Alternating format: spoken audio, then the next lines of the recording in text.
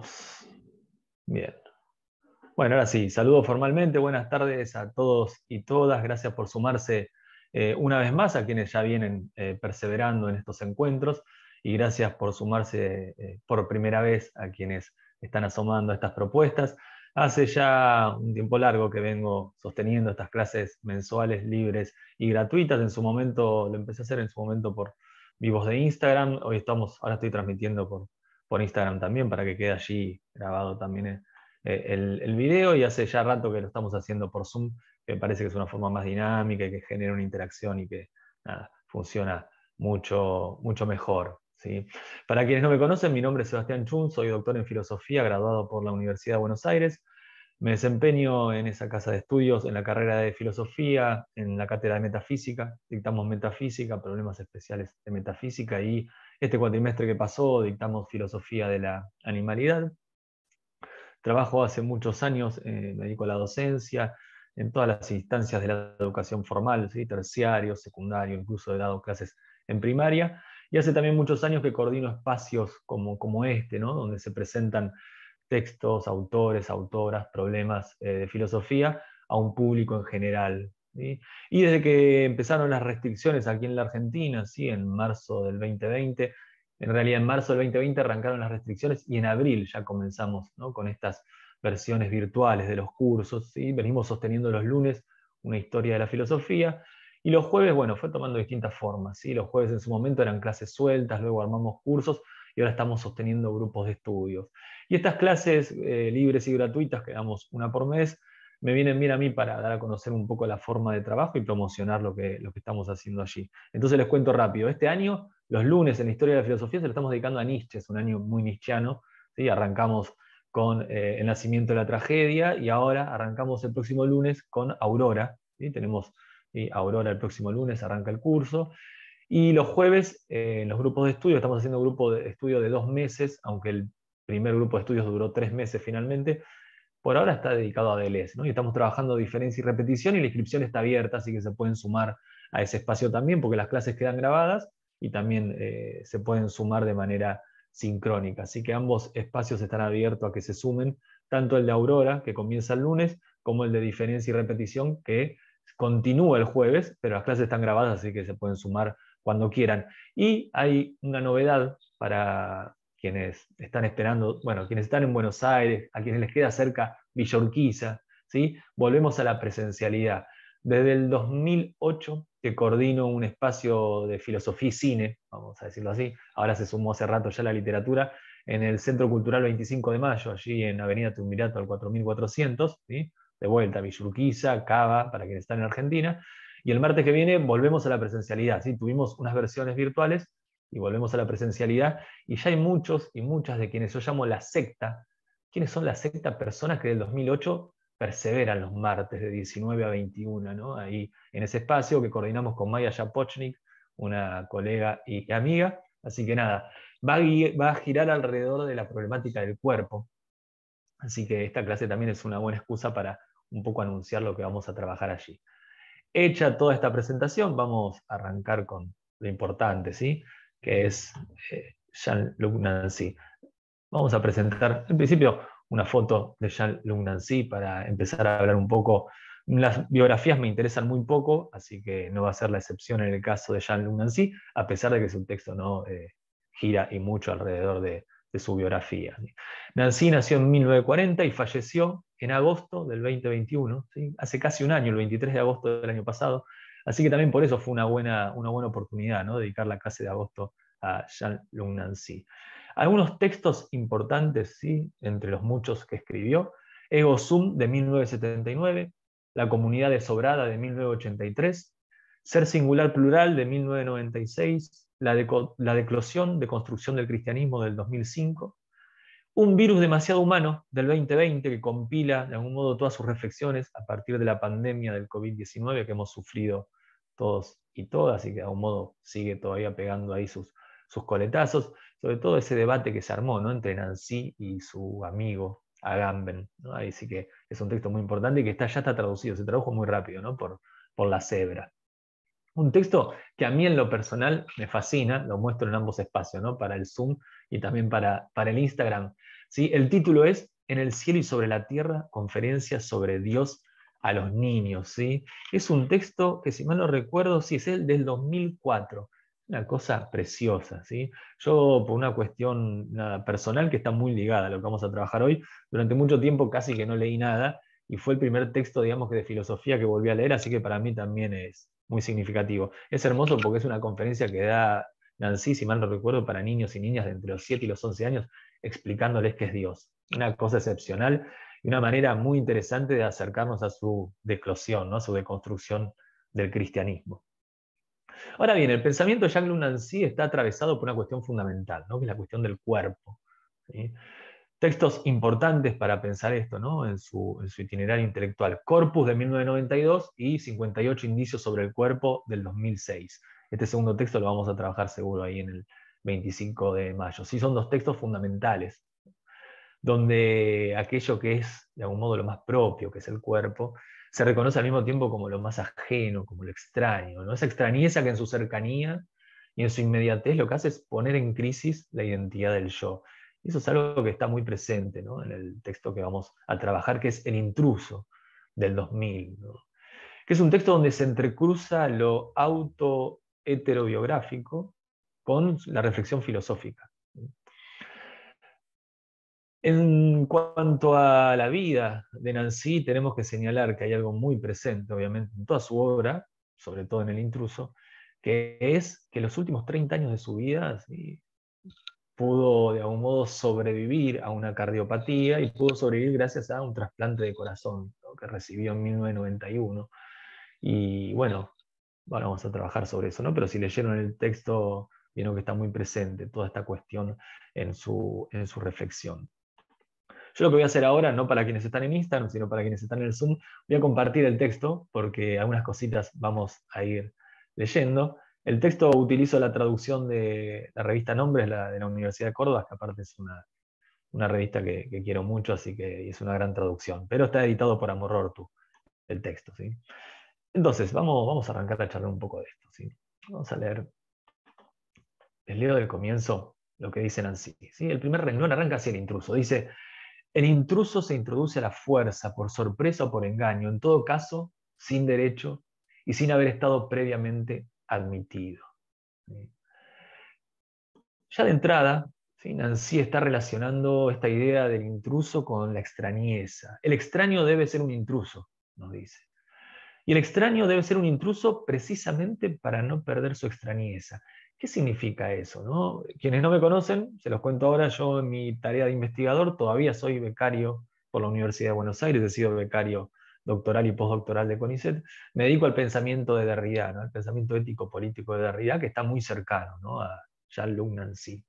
Y Derrida habla de una lógica de la visitación como opuesta a la lógica de la invitación, ¿no? ¿Qué es una lógica de la invitación? Bueno, yo te mando un mail, te invito a que vengas a mi casa, para quienes estamos en Argentina, que vengas a tomar unos mates. Y a casa no solemos invitar a tomar un café, puede ser a tomar una cerveza, ¿sí?, a mi casa. Pero bueno, te digo el día, el horario, te pido que por favor traigas unas facturas, ¿sí? Hay determinadas condiciones que debes cumplir para poder ser admitido o admitida en la intimidad, ¿no?, de mi hogar, en el ámbito de lo propio. Esa es la lógica de la invitación. La lógica de la invitación implica que todavía nos pensamos como un sujeto soberano, ¿no?, un dueño de su espacio, de lo propio, que decide o no abrir las puertas hacia esa exterioridad, ¿sí?, hacia esa intrusión. Bueno, este intruso, que es extraño y que mantiene su extrañeza, obedece a eso que Derrida llama la lógica de la visitación. ¿Y qué es la lógica de la visitación? Cuando se te ocurrió enviarle un mail a ese otro para que venga a visitarte, ese otro ya estaba allí, ¿no?, abriendo la heladera en tu cocina y comiéndose todo lo que encontraba allí a disposición, ¿no? Esa es la lógica de la intrusión. Ese otro te visita desde un pasado inmemorial, y esa visita es condición de posibilidad de que vos puedas establecer algo así como un ámbito de lo propio, algo así como un hogar. Y toda esta reflexión, ¿sí?, es cara a la ética de Emmanuel Levinas, un filósofo lituano, ¿sí?, nacionalizado francés, que desarrolla todo su itinerario intelectual en Francia y que es un filósofo fundamental, ¿no?, para pensar la cuestión de la alteridad. La ética de Levinas podemos sintetizarla bajo esta fórmula, ¿no? Es una ética de la alteridad radical. ¿Qué significa eso? ¿No? Es un pensamiento de la hospitalidad incondicional, de la acogida incondicional. Para Levinas, la filosofía primera es esta apertura incondicional ante la llegada de cualquier otro, que siempre es un radicalmente otro. ¿Qué significa eso? Que si queremos pensar en una lógica no violenta a la hora de relacionarnos con ese otro, con la alteridad, debemos pensar, ¿no?, justamente en algo del orden del incondicional, es decir, en una apertura que no establezca ningún tipo de condición para la llegada de ese otro, porque desde el momento en que hay condiciones, hay una violencia que se ejerce sobre ese otro. Solo voy a dejar entrar a aquel o aquella que tiene una nacionalidad, ¿sí?, idéntica a la mía, ¿sí?, que comparte más o menos una clase social idéntica a la mía, y de hecho que de algún modo me resulta conocido o conocida, ¿no?, que tiene algún tipo de familiaridad. Bueno, eso implica condicionamientos que redundan en una violencia, ¿sí? Eso es del orden de lo que Levinas va a llamar una hospitalidad condicional. Entonces, volvemos a Nancy.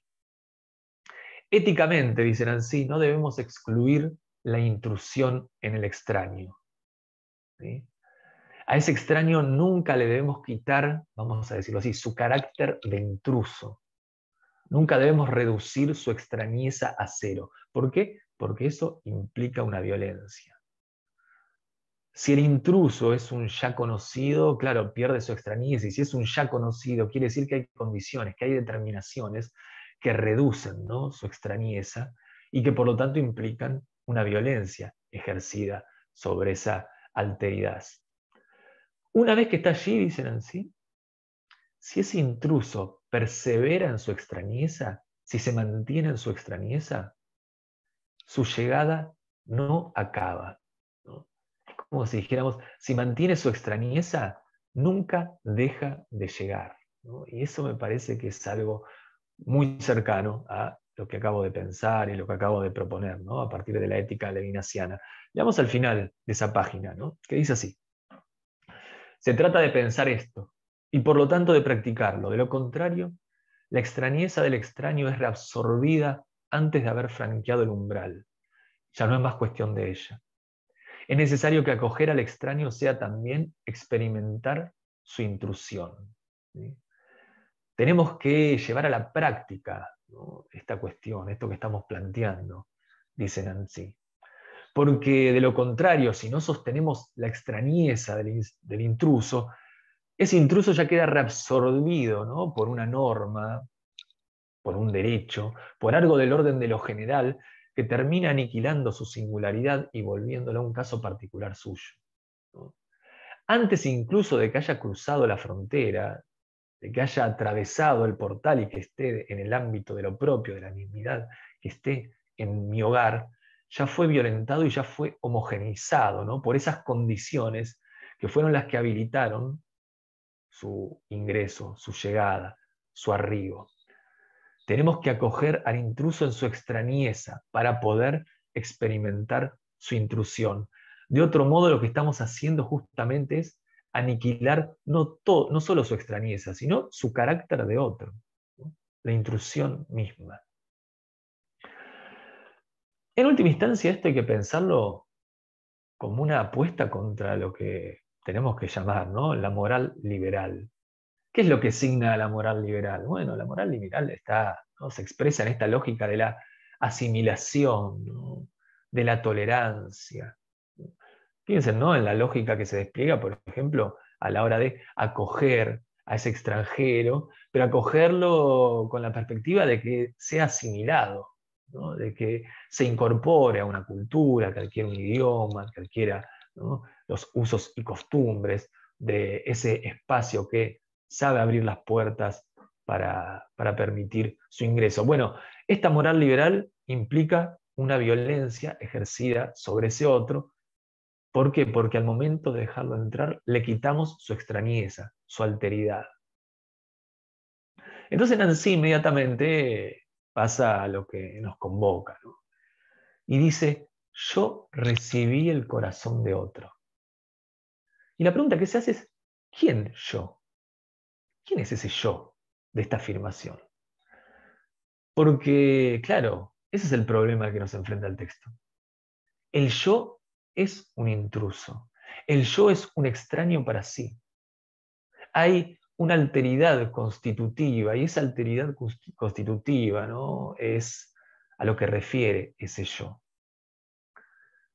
Cuando nosotros y nosotras leemos el texto y leemos yo recibí el corazón de otro, tenemos que pensar cuál es el referente de ese yo. Uno puede decir, bueno, el referente de ese yo es el Jean-Luc Nancy histórico, ¿no?, que efectivamente en el 91 recibió un trasplante de corazón. Y solemos pensar que ese autor histórico es algo del orden de lo exterior con relación al texto, es una fuera del texto. Es un intruso extraño con relación al texto que no lo contamina. ¿Sí? Bueno, tenemos que reconocer que la única forma que tenemos de acceder a esa exterioridad, a ese Jean-Luc Nancy histórico que en el 91 recibió un trasplante de corazón, y que por eso dice yo recibí el corazón de otro, es desde el interior del mismo texto. ¿Qué quiere decir eso? Que eso que llamamos el autor es el resultado del texto. Ese yo también puede remitir al sujeto de la enunciación. El sujeto de la enunciación no se confunde con ese sujeto histórico que también es resultado del mismo texto, es un producto, es un efecto del mismo texto, pero que no es el sujeto de la enunciación. Ese yo, sujeto de la enunciación, dice Nancy, es atravesado, es contaminado por ese otro primer yo, por el yo histórico. Ese primer yo es el intruso del sujeto de la enunciación. Fíjense cómo incluso al nivel del texto, ¿no?, se produce una extrañeza con relación a la identidad del yo, del signatario, del sujeto firmante. Ahora, la pregunta que nos tenemos que hacer, quienes nos enfrentamos a un texto como este, es ¿cómo hago para diferenciarlos? ¿Cómo hago para diferenciar a estos sujetos, a estos yo?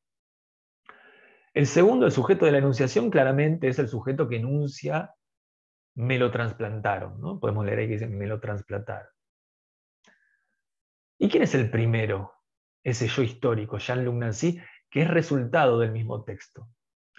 Es ese modo de existencia que se configura en tanto, para ese modo de existencia, es una posibilidad la de escribir me lo trasplantaron. Dicho de otro modo, el primer yo, ¿cómo lo identificamos? Porque es el yo que responde a la pregunta ¿cómo hay que ser para poder escribir esto? Hago un breve paréntesis, hay un ejemplo que a mí me sirve mucho para entender esto, ¿no? Funes el memorioso de Borges. Si no lo leyeron, cuando termine esta clase lo leen porque hay que leerlo, ¿no? Uno no puede correr el riesgo de morir sin haber leído ese cuento, ¿no? Hay un momento donde Borges dice, bueno, estaba yo, Borges, de vacaciones, ¿sí?, y se encuentra con Funes, ¿no?, allí en Uruguay. Entonces, sí, claro, está el sujeto de la enunciación, que es ese yo Borges, que dice yo soy Borges, que uno lo lee en el texto. Pero también hay un yo Borges histórico, ¿no?, que parecería ser una exterioridad del texto. Pero ¿cómo reconocemos que eso es producto del mismo texto? Porque hay un momento que en Funes el Memorioso leemos, dice, yo Borges me había ido de vacaciones y tenía una valija llena de libros en latín y un diccionario latín-español. Y como Funes anterior me los pidió prestado y se los mandé. No está expresado así, pero esa es la idea. Y uno lo lee y dice, y eso no tiene ironía, no pretende ser cómico, nada, lo cuenta. Entonces uno inmediatamente dice, pero pará, ¿cómo hay que ser? ¿Qué modo de existencia se pone en juego en el texto para poder escribir esto sin ironía, sin reírse? Dicho de otro modo, ¿cómo a alguien se le ocurre decir, che, mira, voy a poner que el personaje principal de este cuento se va a ir de vacaciones con una valija llena de libros en latín y un diccionario de latín-español? ¿No? Para mí es un buen ejemplo de ver cómo el sujeto autor se configura a partir de la misma textualidad, ¿no? Uno lee eso y se configura cierta, vamos a decirlo así, ¿no?, cierto sujeto Borges, ¿sí?, autor de ese texto. Bueno, algo de eso hay acá, ¿no? Hay un Jean-Luc Nancy histórico que se configura a partir del texto titulado El intruso, que despliega un modo de vida posible tal que puede escribir me lo trasplantaron. ¿Sí? Entonces, mi propio corazón no funcionaba, afirma Nancy. Para vivir necesitaba del corazón de otro. ¿Qué significa eso? Lo propio de otro, el corazón de otro, era o es lo propio mío, dice Nancy, ¿no? Y mi propiedad, mi corazón, era al mismo tiempo lo más exapropiante, al punto de poner en riesgo mi propia vida. El propio corazón como intruso, y eso puede leerse de vuelta, ¿no? De dos maneras. El propio corazón en el sentido de el corazón que Jean-Luc Nancy tuvo hasta 1991, que se volvió en contra del mismo Jean-Luc Nancy, en contra de su corporabilidad, en contra de la posibilidad de mantener su propia vida, o el propio corazón como intruso es ese corazón de un otro que recibe a partir del 1991 y se convierte en propio, al punto tal de que le permite sobrevivir, ¿no? a ese año. El yo se reconoce como un cuerpo. El yo se reconoce como un corazón ahora, dice Nancy, ¿no? Ahora es visto ese corazón, ahora es visto ese cuerpo. Pero a la vez, el yo se reconoce atravesado por la técnica. El yo se reconoce atravesado por ese trasplante, entendido como la posibilidad de suplementar una vida. El trasplante de corazón, la tecné, la técnica, el suplemento, la prótesis, entendido como lo propio, lo original. El origen es el suplemento, ¿no? En el origen lo que hay es diferencia. En el origen lo que hay es del orden de lo protético. En otras palabras, lo natural es reemplazado por lo artificial, un artificial que ahora es apropiado, que ahora se convierte en lo propio. ¿Sí? Voy a leer un fragmento más del texto. Me voy a la página 4 de este PDF, para quienes están en el Instagram, luego lo pueden descargar de la revista Nombres, está el texto ahí traducido. Dice así: un corazón que late a medias es un corazón a medias. Ya no estaba más en mí. Vengo de otra parte, ya no vengo más. Una extrañeza se revela en el corazón de lo más familiar, pero familiar es poco decir, en el corazón de lo que jamás se señalaba como corazón. Hasta aquí el corazón era extraño a fuerza de no ser ni siquiera sensible, ni siquiera presente. De ahora en más falta. Y esta extrañeza me devuelve a mí mismo. Yo soy porque estoy enfermo. Enfermo no es el término exacto. Tampoco infectado. Es herrumbrado, rígido, bloqueado. Pero el que es ridículo es este otro, mi corazón. Es necesario extraer este corazón intruso de ahora en más. ¿Sí? El corazón como una parte no sensible de mi cuerpo, que al momento de interrumpir su operación automática, su para qué inmediato, se manifiesta como aquello extraño dentro de lo más íntimo, dentro de lo más propio. Hay algo muy cercano a Heidegger, ¿no? en esto que señala Nancy. Cuando el instrumento deja de servir para lo que se servía, se manifiesta como ante los ojos, deja de estar ante la mano. Mientras el martillo me permite clavar el clavo para colgar el cuadro, para contemplarlo, no se manifiesta, no se muestra como algo ante los ojos. Bueno, lo mismo sucede con el corazón, dice Nancy. Mientras bombeaba, mientras garantizaba mi supervivencia, no estaba allí, no era un fenómeno, no se manifestaba. Cuando se interrumpe su operación, ¿sí? Su operación automática, en ese momento se da la luz, adquiere una opacidad y se manifiesta como extraño dentro de lo más propio, de lo más íntimo, ¿sí? Dentro de mi corporabilidad. Solemos atribuir, dice a continuación Nancy, al yo, al sujeto soberano, la prerrogativa de la decisión. Si hay algo que signa al sujeto moderno, ¿no? Al sujeto cartesiano, es la posibilidad de decidir, de elegir libremente, ¿no? Sopesando opciones de manera racional.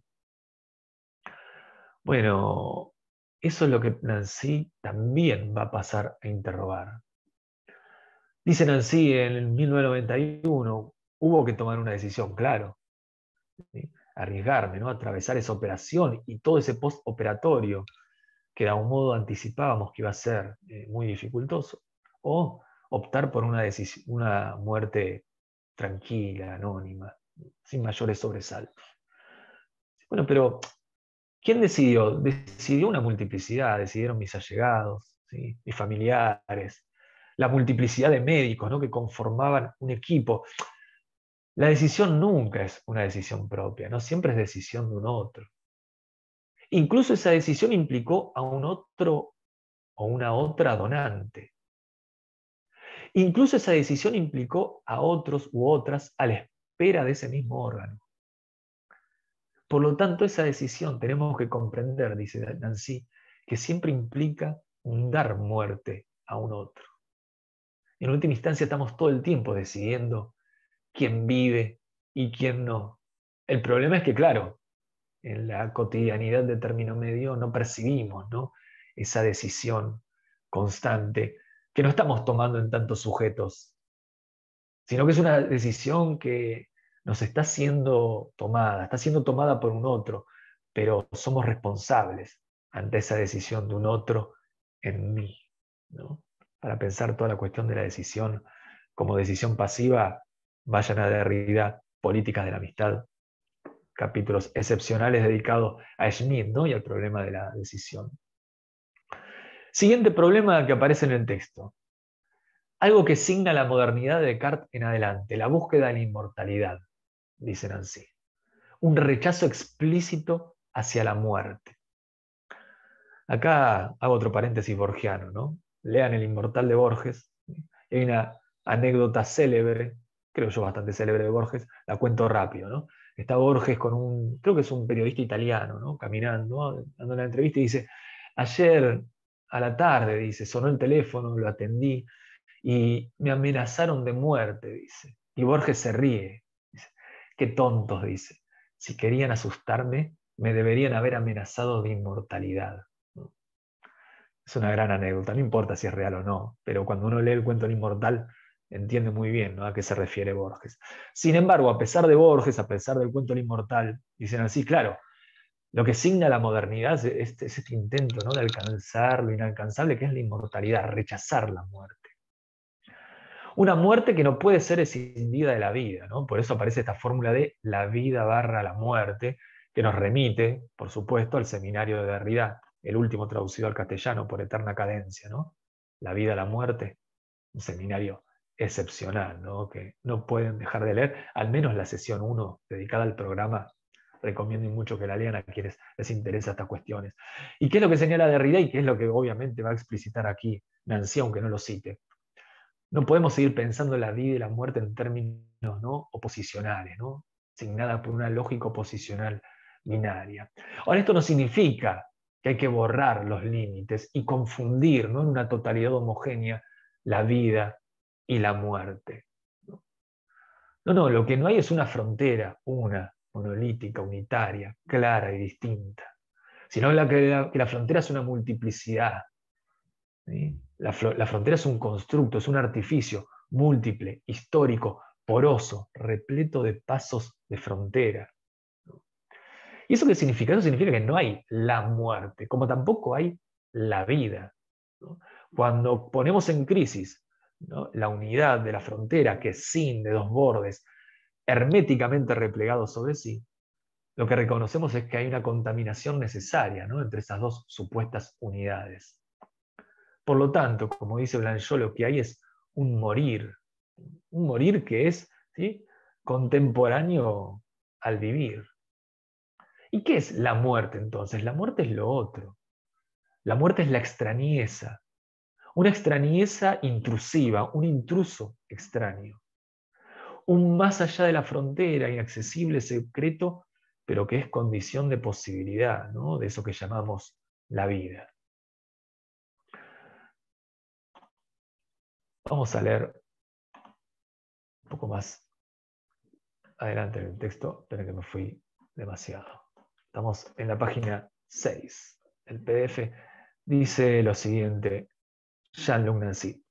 Así, el múltiple extraño que se entromete en mi delgada vida desalentada, deslizándose a veces por el malestar, al borde de un abandono apenas asombrado, es la muerte, o más bien la vida-muerte, una suspensión de la continuidad del ser, una escansión en la que yo no tengo mucho que hacer. La rebelión y la aceptación son igualmente extrañas a la situación, pero no hay nada que no sea extraño. El medio mismo de supervivencia, este sobre todo, es de una completa extrañeza. ¿Qué significa reemplazar un corazón? La cuestión, dice Nancy, excede mis posibilidades de representación. ¿Por qué la muerte excede a la representación? Porque excede al saber. Ese intruso extraño que es la muerte, signa mi mortalidad, pero al mismo tiempo nunca puede ser apropiada, ¿no? Ese intruso que es la muerte nunca puede perder su extrañeza, nunca puede ser reabsorbido. En otras palabras, no hay muerte propia, y acá también hay que leer una crítica a Heidegger, ¿no? Y a la posibilidad de precursar la propia muerte, ¿no? Como instancia que hace posible, ¿no? Alcanzar una autenticidad para el Dasein. Dije un montón de cosas, no porque presuponga que hayan leído Heidegger o sepan, sino para nada, disparar para otros rumbos. Entonces, la muerte propia, sí, no la hay. La única muerte es la muerte del otro, la muerte del otro en mí. Pero entonces tampoco hay vida propia, porque la vida está atravesada por la influencia extranjera, por la intrusión de lo extraño, está atravesada por esa decisión del otro en mí. Y en ese sentido, Nancy va a detenerse en una problemática muy importante, y muy importante no por su deriva política, que es el problema de la inmunología. ¿Qué implica, no, un sistema inmune? Bueno, un sistema inmune implica el rechazo de un cuerpo extraño, porque de algún modo el sistema inmune considera que ese cuerpo extraño, ese intruso, pone en riesgo, pone en jaque la vida, ¿no?, del cuerpo que se quiere mantener sano, salvo, inmune e indemne, ¿sí? Hay un cuerpo extraño, ahora dicen así, pero que es interior a lo propio, interior a lo mismo. He recibido el corazón de un otro. Y lo propio ahora es al mismo tiempo lo más extraño. Por lo tanto, ¿qué es lo que hay que hacer? ¿No? Gracias a la acción de la técnica de la farmacología, hay que debilitar la barrera inmunitaria. ¿Y qué es lo que se logra gracias a ese artificio, gracias a esa intervención sobre el sistema inmune? Que el cuerpo se vuelva un extraño para sí mismo. En otras palabras, lo que se hace es debilitar la identidad inmunológica, ¿no? Y acá me parece que hay que anclar en algo muy importante, porque yo creo que es una moneda muy común, ¿no?, la de criticar la lógica identitaria. Bueno, no hay yo, ¿no? El yo es una multiplicidad, o en términos nietzscheanos, ¿no?, es una sucesión de máscaras que en última instancia no esconden ningún rostro. Pero claro, a mí me tocó, ¿no?, en mi biografía acompañar a alguien extremadamente cercano, en una situación no tan distinta a la de Nancy, y en ese momento también pude reconocer que hay algo del orden del identitario en lo inmunológico. Cuando uno es trasplantado con algo extraño, con algo ajeno, claro, el sistema inmune no lo reconoce como propio y lo rechaza, ¿no?, como bien señala aquí Nancy. Sin embargo, cuando lo que se introduce, porque también hay trasplantes que son autólogos, ¿sí?, como el del que va a hablar dentro de un rato Nancy, algo del orden de lo propio, el sistema inmune reconoce mi identidad y por lo tanto no lo rechaza. Entonces yo, que me considero post-nietzscheano, dije, che, pero ahí hay algo del orden del identitario que parece indeconstruible, que es el sistema inmune. ¿Sí? ¿Cómo hago para discutir eso? Si me metes células, ¿sí?, madres de un otro, bueno, hay que debilitar el sistema inmune para que no lo reconozca como extraño. Pero si esas células madres son propias, no pasa nada. El sistema inmune dice, ah, mirá, ¿sí?, es parte de lo propio. Hay una identidad compartida. Bueno, dicen así. Aquí está la clave. en la posibilidad de debilitar ese sistema inmune, de debilitar lo identitario. La tecné, ¿no? La técnica, la ciencia, lo farmacológico puede debilitar lo identitario. Y en ese sentido uno diría, claro, eso lo que hace es, digamos, es exponer el carácter de constructo, ¿no?, de ese sistema inmune. Porque así como lo farmacológico puede ponerlo en entredicho, puede ponerlo en entredicho, ¿no?, un montón de otras cuestiones que no siempre son exteriores, ¿no? Vieron que se habla mucho, ¿no?, de las ondas o las señales de los teléfonos celulares y eso, como de algún modo disparadores, ¿no?, de modificaciones en términos genéticos o motorizadoras de enfermedades o patologías autoinmunitarias. Entonces, dicen así, hay un intruso en mí, me vuelvo un extraño para mí mismo. La identidad y la inmunidad se solapan y se superponen. Pero en ese momento, en el momento de debilitamiento del sistema inmune para garantizar la supervivencia de lo propio, se reconoce que el enemigo no solo es exterior, sino que el enemigo es intestino, es interior, está dentro del ámbito de lo propio. El otro, ¿no?, es constitutivo de lo mismo. Esto es lo que Derrida va a llamar, ¿no?, la lógica autoinmunitaria. Y en términos políticos es muy clara, ¿no?, y Derrida la desarrolla a partir del atentado del 2001 a las Torres Gemelas. Dice, el sistema inmune que implica siempre en una virulencia, ¿no?, una coacción contra ese enemigo exterior, pretendiendo mantenerlo más allá de la frontera, más allá del límite, para conservar al cuerpo sano y salvo. ¿Sí?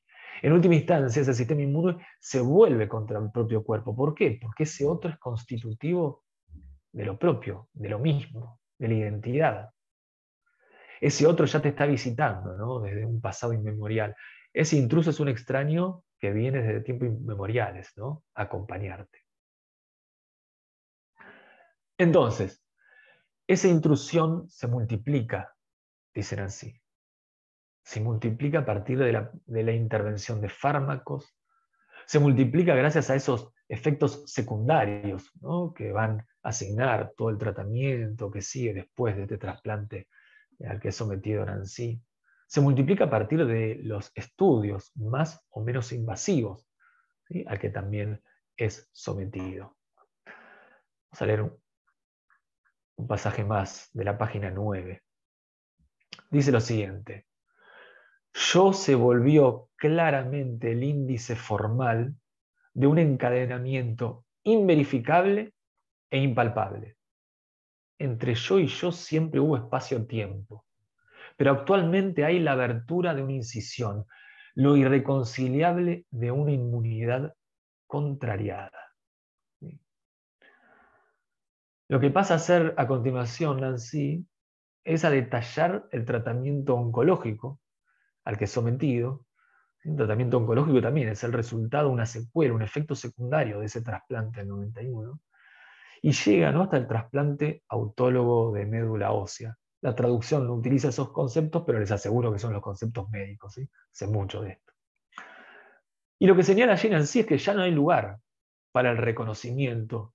Luego de esta segunda serie de intrusiones, ya no cabe la pregunta por el ¿quién soy? Ya no cabe el intento de buscar el reconocimiento de algo del orden de lo identitario o de lo propio. Pero en la cita que acabamos de leer, fíjense que se habla de una continuidad en la intrusión. Yo digo, ¿qué significa eso, no? Inmediatamente se me vino a la mente Hume, este empirista escocés, ¿no?, crítico de Descartes. Cuando Hume dice, ¿qué es el yo? El yo es un haz, es un cúmulo, ¿sí?, de percepciones, en constante cambio, en constante movimiento, en constante devenir.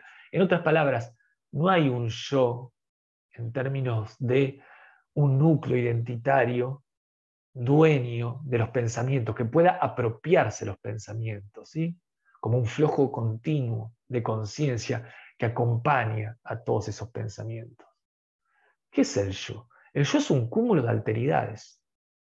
En otras palabras, como dice Derrida de Nietzsche, Jean-Luc Nancy es una sociedad anónima, ¿no? Y eso es lo que está señalando en este texto. Pero este mismo movimiento de extrañeza radical, ligado al cuerpo, se articula con una intimidad más profunda que toda interioridad, dicen así. ¿Cuál? El yo de la exposición, el yo de la abertura. ¿Sí? Vamos a leer, ya casi llegando al final del texto. Dice lo siguiente, Nancy. La verdad del sujeto es su exterioridad, su exceso, su exposición infinita.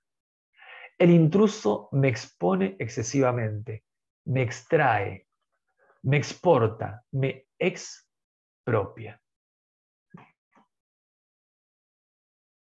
En otras palabras, ¿qué soy? Dicen así. Soy un cyborg. No utiliza la palabra cyborg, pero la utiliza. Estoy al comienzo de una mutación, dice Nancy.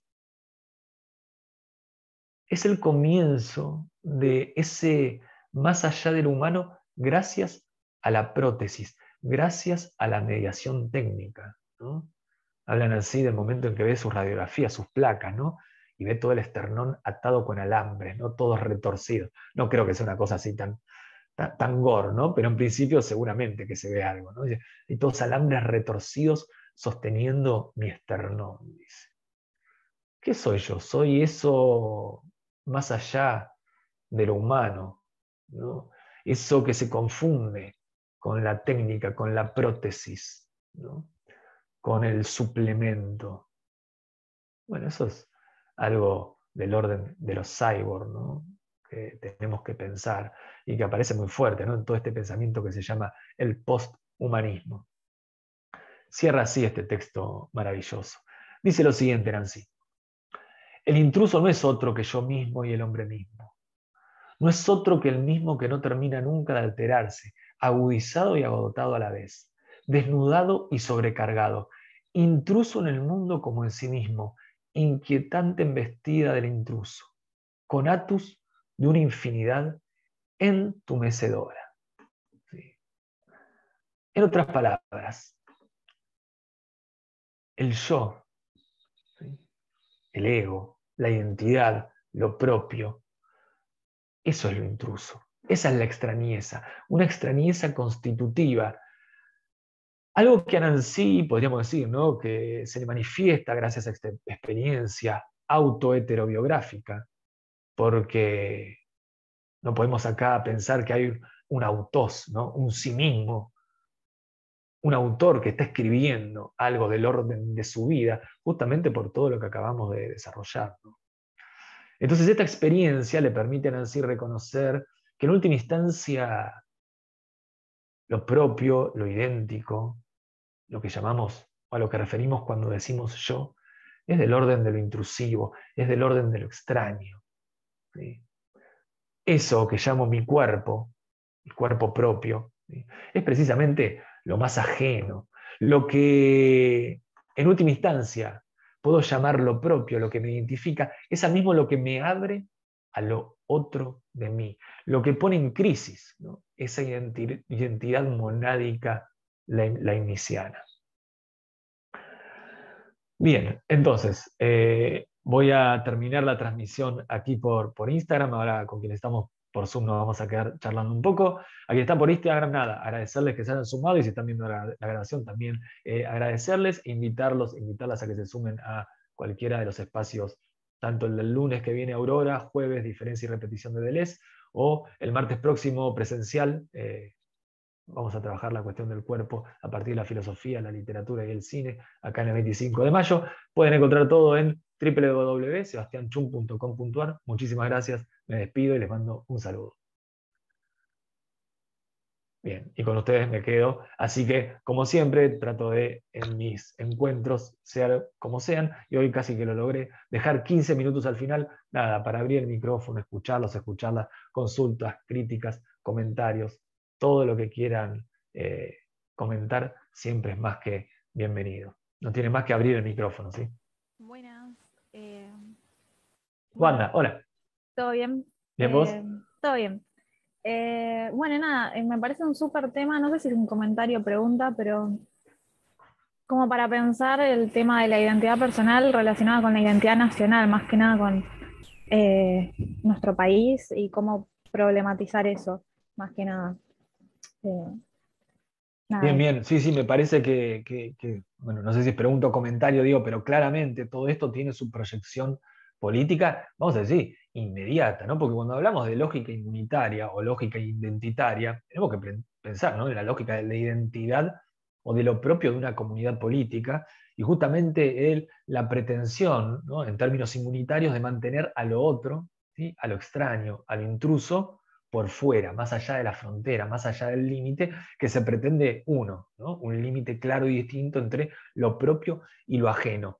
Y en última instancia, si se le abre, ¿no?, si se permite el paso de frontera de ese intruso, esa condición de que pierda su extrañeza, ¿no?, de que ya sea reabsorbido, como dicen así, antes de atravesar el umbral, ¿no? Bueno, en Argentina eso no se ve tanto, ¿no? Pero para quienes están en Europa, bueno, hay que depositar X cantidad de dinero en una cuenta bancaria, o para ir a Estados Unidos tenés que pedir una visa, y para demostrar que no te vas a querer quedar allá, tenés que cumplir un montón de condiciones, ¿no? Si tenés una propiedad en el país de origen, si tenés una familia que no viaja con vos, bueno, hay un montón de condiciones que vos tenés que cumplir para que tu carácter de extrañeza, no digo que quede reducido a cero, porque en una de esas te quedás, ¿no?, como un inmigrante ilegal, pero disminuirlo al punto tal de que, digamos, las sospechas sean las menores posibles. Entonces, esa lógica inmunitaria, de vuelta, que pretende desplegar una violencia en términos de derecho positivo, ¿no? Hay normas que hay que cumplir para poder ingresar a un país, ¿sí?, que pretende desplegar esa violencia contra ese otro, contra esa extrañeza, porque pretende, ¿no?, que sea un riesgo para la identidad, para lo propio, para el cuerpo político, inmediatamente se vuelve, se vuelve en sí, en una lógica autoinmunitaria, porque se despliega hacia la interioridad del mismo cuerpo político, ¿sí? Porque el otro es constitutivo de lo propio, por supuesto que no en términos hegelianos, ¿no?, sino que lo reconocemos que en el origen lo que hay es prótesis, ¿no? Vamos a decirlo así, ¿no? En el propio que hay, y lo propio es el corazón de un otro, ¿no? Es un corazón que nos ha sido trasplantado. Entonces, cuando desplegamos esa virulencia hacia lo otro, pretendiendo que ese otro es solo exterior, esa violencia retorna sobre sí, ¿no? No desarrollo mucho eso, pero si quieren leer el texto, ¿no?, en la entrevista que le hace Borradori a Derrida, Suicidios simbólicos y reales, si mal no recuerdo es el título, después del atentado a las Torres Gemelas, el libro se llama La filosofía en una época de terror, y tiene 2 entrevistas y 2 textos de Borrador y las entrevistas a Habermas y Derrida, y un texto de Derrida y otro de Habermas, donde aparece muy bien explicada, ¿no?, toda la cuestión de lo inmunitario y lo autoinmunitario y su deriva política. O sea, todo esto que planteó Nancy con relación al cuerpo propio, que parecería estar reducido al orden del individuo, claramente proyectable al orden político, ¿no?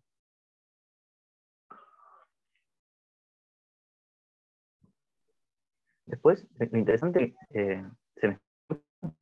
Sí, sí, no llegué a ver quién, pero sí, sí, vamos, ¿Sí? escucho. No, pensaba en esto, en relación a cómo hay un pasaje en Ser Singular Plural, uno de los textos de Nancy, ¿no?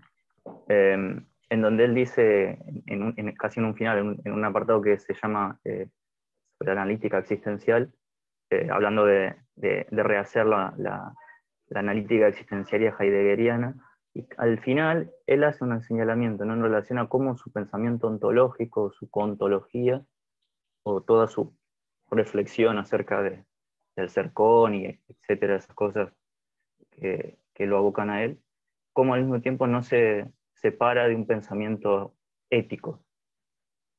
Y me llevaba en relación a cómo usted lo había señalado, estas resonancias como con el pensamiento levinasiano, que por ahí este texto es como la evidencia o la cercanía más evidente por ahí con ese pensamiento hospitalario que podría rastrearse en Derrida y que resuenan con Levinas.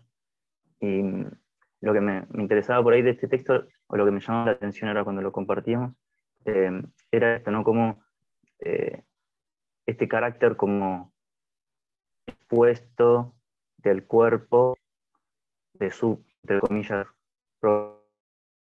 cuerpo, eh, desde un principio ya estaba abierto, como de alguna manera como que la intervención quirúrgica el gesto de abrirle el esternón y de que de alguna manera el otro pueda hacer lugar en uno, entre comillas, eh, es como la evidencia como más patente, o la patentización de esa abertura previa o de esa exposición previa al otro, a los otros, que no solamente están en una especie de exterioridad, sino que lo extraño, lo intruso está desde un principio en nosotros.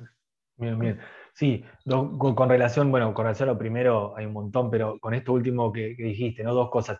Es muy interesante, ¿no? Cuando Nancy, no lo mencionamos esto, ¿no? Pero cuando Nancy en el texto hace referencia a el momento en que farmacológicamente, ya sea por la necesidad, ¿no? De hacer, digamos, asimilable ese órgano extraño en el propio cuerpo, o por la acción de la quimioterapia y la radioterapia y el trasplante autólogo de médula, dice lo que dice, ahí aparece un riesgo, ¿no? Porque hay una disminución del sistema inmune y el riesgo tiene que ver con, vamos a decir, la contaminación, ¿no? Con esos virus que están afuera esperándonos. Entonces uno trata de no asistir a lugares públicos. Bueno. Pero aún así dice, pero en realidad el problema principal es eso otro que está dentro, ¿no? Y los nombras, ¿no? Creo, si mal no recuerdo, el adenovirus, los conozco mucho porque tuve que atravesar eso de manera muy, no en mi cuerpo, pero en un cuerpo demasiado cercano. Y uno dice, claro, el problema no son los virus que están afuera, el problema son los virus que están adentro, ¿no? Que son constitutivos, que son los que nos permiten vivir, ¿no? Hay un montón de virus, hay un montón de intrusos extraños colaborando, ¿no? Con nosotros y nosotras para que nuestra vida sea posible. Y el problema es que al disminuir el sistema inmune a esos niveles, claro, eso otro se termina volviendo un enemigo, pero un enemigo intestino, ¿no? Interno, interior, que es constitutivo de lo propio, al que yo no le mandé un mail para invitarlo a que venga a lo propio, sino que ya estaba ahí, conformando, ¿no? Desde el origen esa identidad de lo propio en términos corporales, pero, en términos netamente corporales, pero en términos, ¿no? Vamos a decir, metafísicos, ¿no? Hay que pensar todo el tiempo ese ontológico, ¿no? Ese desdoblamiento. Y pensaba también en todo lo que hemos vivido, ¿no? Con las restricciones a partir de la pandemia del COVID-19, ¿no? Fue otra forma de patentizar eso. En última instancia, lo que pretendíamos que era replegar herméticamente nuestros cuerpos sobre nosotros mismos para evitar la intrusión de eso extraño que estaba todo el tiempo poniendo en riesgo, ¿no? Nuestro sistema inmune y por lo tanto nuestra integridad física, ¿no? Nuestra vida. Entonces, el barbijo, lavate, no salgas, replegate en tu hogar, ¿no? Bueno, digo, nada, hay que pensar ahí la cuestión biopolítica muy cercana a todo esto que estamos charlando. Y con relación a lo primero, ¿no? Claramente acá hay toda una cuestión, hay una deriva no solo política, como decíamos recién a partir del comentario de Wanda, sino también una deriva ética, ¿no? La ética de la alteridad radical levinasiana en última instancia está todo el tiempo, ¿no? Desbordando toda la filosofía de Nancy, y sobre todo la crítica a Heidegger, ¿no? Porque en Heidegger ese ser con, vamos a decirlo, no tienen por qué haber leído a Heidegger, ¿no? El ser con, vamos a decirlo así, es como una nota esencial del Dasein, y el Dasein seríamos más o menos nosotros y nosotras, solo que dice Heidegger, no somos sujetos, no somos seres humanos, somos Dasein, somos, vamos a decir, el ahí donde el ser se manifiesta, ¿no? Y eso que somos, el Dasein que somos, dice, tiene notas constitutivas. Y esas notas constitutivas son como propiedades estructurales, ¿no? Y una de ellas es el ser con, ¿no? Estamos atravesados por lo otro de manera constitutiva. Sin embargo, la segunda parte de Ser y Tiempo, ¿no? La obra fundamental de Heidegger, da lugar a la posibilidad dice, de romper esas relaciones con lo otro. Es como suspender ese ser con para replegarnos sobre nosotros mismos y nosotras mismas y así alcanzar algo del orden de lo auténtico. Bueno, eso es muy problemático y eso es lo que van a criticar no solo Levinas, sino también Derrida, ¿no? Hay un resto de subjetividad, como dice Mónica Craniolini, ¿no? Hay un resto de subjetividad, ¿no? En esa segunda parte de Ser y Tiempo, que tiene derivas ético-políticas complejas, ¿no?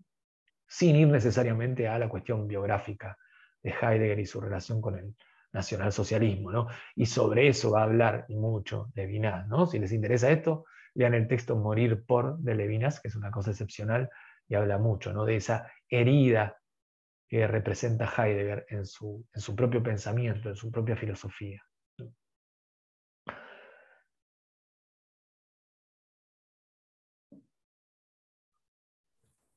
Perdóname, ¿cómo dijiste el nombre de la entrevista de Derrida, el libro? El libro se llama La filosofía en una época de terror, está editado por Taurus, y creo que la autora figura solo Borradori, si mal no recuerdo. Me parece que solo ella.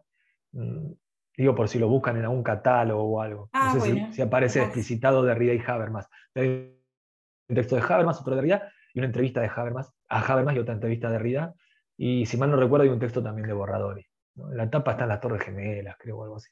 Se debería Ah, conseguir, creo bueno, yo. gracias. Y segurísimo que está recontra digitalizado, ¿eh? Seguro que se baja en PDF. No quiero alentar la piratería, pero la aliento, ¿no? Lo Digo, busco. sí, sí, sí, seguro está digitalizado. Gracias. No, no. Una cosita para el final. Dale. Viste que en el final él agrega un post-scriptum. Eh, es como muy optimista, porque por un lado dice, bueno, estamos arrojados a la contingencia, pero dice, esto me da una alegría singular. A ver, pero ¿por qué decís? Es como, ¿por qué? Porque para vos esto anterior no te pareció optimista. No sé si, bueno, no sé.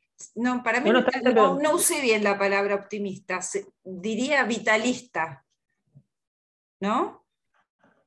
bien, bien, pero a ver, pero quiero ver, pero ¿por qué te parece que hay una, si querés, como no sé, una contraposición o hay un movimiento entre ese post-scriptum y el texto? No, no sé, cómo decir, bueno, de reafirmar la vida, nada, eso. Bien, bien, pero bien, ahora sí, está bueno que lo digas. Yo creo que este texto claramente reafirma la vida, Claro, ¿no? Es un texto que reafirma la vida. al A poner ver, en relación la vida y la muerte al mismo nivel. claro, y digo, y a pensar, a pensar la vida como esta contaminación necesaria con lo otro de sí, ¿no? Ah, Que la vida implica esta apertura, este carácter de exposición a lo otro, ¿no? Y uno diría, claro, es que pensarte como una mónada lainiciana, ¿no? Como, nada, como encerrada dentro de un tupper de manera hermética, en términos nietzscheanos, ¿no? Eso justamente es la muerte, ¿no? Porque ahí no hay movimiento, no hay devenir, no hay temporalidad. Si hay hermetismo, si no hay relación con un otro, con una afuera, con una extrañeza, lo que hay es mera repetición de lo mismo. Y eso justamente es lo que, digamos, signa, o es una definición posible de lo muerto, ¿no? Una mera repetición de lo mismo sin lugar para la diferencia. ¿Cuándo hay diferencia? Cuando hay extrañeza, cuando hay intrusión, ¿no? Desde una extrañeza, cuando hay alteridad, cuando hay diferencia, ¿no? Venimos mucho trabajando con diferencia y repetición, no nos metamos con eso, pero es eso, ¿no? Hay buenísimo. repetición y hay diferencia, ¿no? Y me parece, me gustó que lo hayas dicho, porque digo, este es un texto para mí claramente afirmativo, ¿no? ¿Qué afirma? Afirma la vida. ¿Por qué afirma la vida? Porque afirma la diferencia, ¿no? En términos nietzscheanos. Es una fuerza activa que afirma la diferencia. ¿Y qué es afirmar la diferencia en términos nietzscheanos, ¿no? Justamente poner en crisis la identidad, lo mismo, el uno. Dije un montón de cosas, como que nos llevó 3 meses en trabajar solo eso que acabo de decir, pero Sí, digo, sí, pero digo, pero muy, muy difícil para... sí, sí, sí, pero está bien que lo hayas dicho aparte, porque me parece que es algo fundamental, ¿no? Decir, che, pero esto es afirmativo, es claramente afirmativo. Para mí es claramente afirmativo. ¿No? Buenísimo, muchas gracias. No, no, Wanda, para pensar la patria y identidad nacional a partir de esto, sí, sí, absolutamente, ¿no? Absolutamente. Todo lo que dijo es como, bueno, nada, da para toda la vida, ¿no? Pero todo lo que identifica, vamos a pensar, ¿no?, en términos idiosincráticos, ¿no? La idiosincrasia no cultural de un país, todo lo que pensamos como lo propio del argentino, ¿no? Comer asado, ¿no? Tocar la guitarra española, ¿no? La guitarra española, ¿no? La lengua española, ¿no? El nombre propio. Todo lo que reconocemos como lo propio, lo identitario, en realidad implica una relación con lo otro, es decir, una exposición a lo otro. Bueno, acá cerramos con esto que fue muy poco feliz. El presidente de nuestro país no hace tanto parafraseó una canción y dijo, no pongamos toda la, pero dijo, nosotros, para que estamos aquí, nosotros y nosotras venimos de los barcos, ¿no? Bueno, fue una forma muy mala de decir algo de esto, ¿no? No digamos toda la otra parte de la canción que fue tremenda, tremendamente poco feliz, pero bueno, digo, hay algo de eso para pensar, y uno diría en última instancia, todos y todas vienen de los barcos, ¿eh? Todos y todas vienen de los barcos. Así que bien. Che, hay gente que está entrando ahora. Yo asumo que deben estar en otro país y le chingaron en el cambio horario. Yo la verdad es que pongo solo Buenos Aires, Argentina. Le pido mil disculpas, pero para su tranquilidad, porque están entrando y esto está terminando, Esto va a quedar grabado, lo subo, si no es hoy, mañana a mi canal de YouTube y lo van a poder ver grabado. Otro más, tremendo esto. Claro, acá pasa algo, que es el cambio horario, es tremendo. De vuelta, más. Bueno, esto, voy a hacer algo, voy a dejar de grabar esto, así este momento de fracaso no queda grabado. Esperen. Bueno, saludo a todos, gracias, saludo para que quede la grabación, pero me quedo... Esperen.